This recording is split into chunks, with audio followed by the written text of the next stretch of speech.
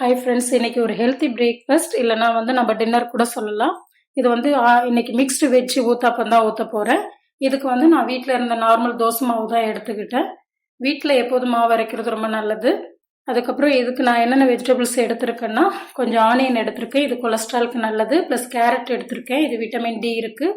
குடமிளகாய் எடுத்திருக்கேன், இது vitamin C இருக்குது. அதர் மினரல்ஸும் இருக்குது இதில். அது கூட கொஞ்சமாக பச்சை மிளகாய், அதுக்கப்புறம் கருவேப்பிலை, கொத்தமல்லி, இதை தான் நான் ஆடட் ஃப்ளேவராக சேர்த்துருக்கேன். இது மாதிரி சிம்பிளாகவும் நம்ம வீட்டிலேருந்து பண்ணும்போது பண்ணலாம். அதுக்கப்புறம் நான் நெய் ஊற்றிருக்கேன். நெய் ஊற்றி செஞ்சு பாருங்கள், இன்னும் நல்லாயிருக்கும். இது ஒரு ஃபுல்லாக பாயில் ஆகாமல் ஒரு முக்கால்வாசி பாயில் பண்ணி எடுத்திங்கன்னா ஹெல்த்துக்கு ரொம்ப ரொம்ப நல்லது. இதுக்கப்புறம் இது நிறைய வெரைட்டிஸ் செய்யலாம். வெறும் ஆனியன் போட்டும் செய்யலாம், வெறும் கேரட் போட்டும் செய்யலாம், இல்லை குடமிளகாய் போட்டு தனித்தனியாகவும் செய்யலாம். இது மிக்ஸ்டு, இதை நம்ம எடுத்துக்கலாம். அடுத்தது நான் இன்னொரு தோசை ஊற்றுறேன். அதில் நான் பொடி ஆட் பண்ணியிருக்கேன்.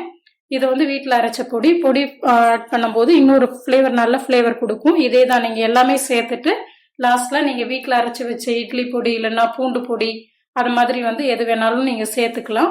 இன்னும் சூப்பராக இருக்கும் டேஸ்ட்டு.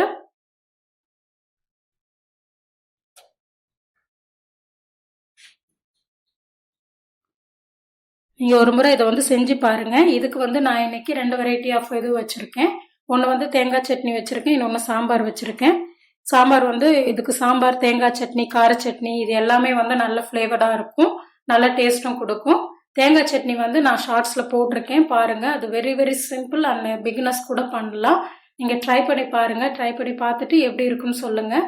நான் இந்த ஊத்தாப்பம் கொஞ்சம் சீக்கிரம் வேகிறதுக்காக நான் மூடி போட்டு எடுத்திருக்கேன். மூடி போட்டு வேகும்போது, இப்போ ஆஃபீஸ்லாம் போகிறோம்னா சீக்கிரமாக நம்ம இது பண்ணோம்னா மூடி போட்டு வேக வைக்கும்போது எந்த இது ஒரு இருந்தாலும் சீக்கிரமாக வெந்துடும். ஈவன் குழம்பு வைக்கும் போதும் சரி, வதக்கும் போதும் நீங்கள் ட்ரை பண்ணி பாருங்கள். இந்த வீடியோ உங்களுக்கு பிடிச்சிருந்தா லைக் பண்ணி ஷேர் பண்ணுங்கள். மறக்காமல் நம்ம சேனலை சப்ஸ்கிரைப் பண்ணுங்கள். Thank you friends.